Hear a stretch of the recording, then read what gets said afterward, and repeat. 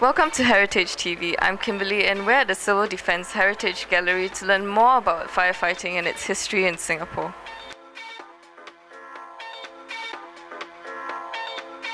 With me now is Major Gobi, who will speak to us more on the exhibits in this place and bring us on a short little tour. Hi, morning Kimberly. Hi everyone, I'm Major Gobi and welcome to the Civil Defence Heritage Gallery. Now, this Heritage Gallery was opened officially on the 22nd of November 2001.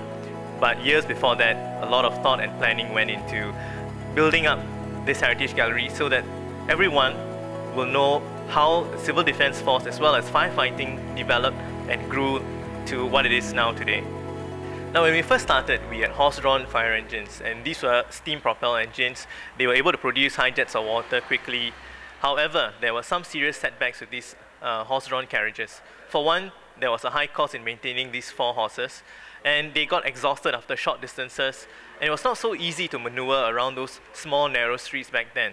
In 1906, the first steam fire engine, self-propelled steam fire engine, was brought to Singapore. And it was built by the Merryweather Steam Fire Engine Company, and it was called the Fire King by firemen in Singapore. On the 21st of July 1906, both the horse-drawn carriages as well as this steam engine were deployed to a major fire, and guess what?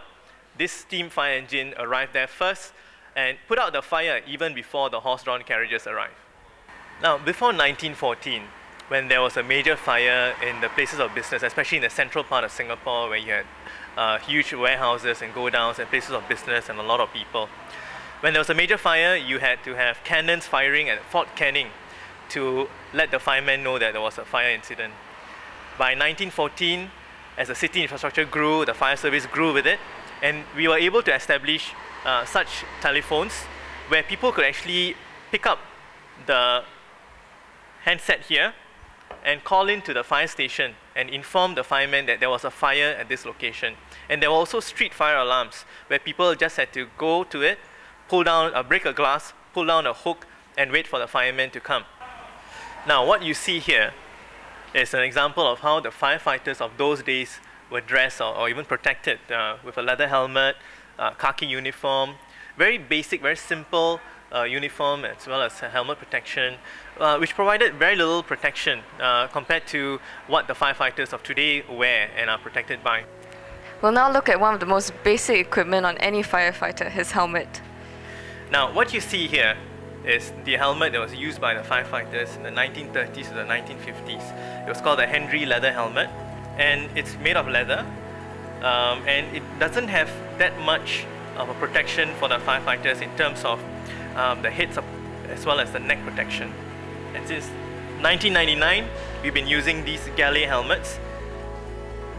Nice visor, you have neck protection, very solid, and this is being used by many fire services and fire brigades all over the world.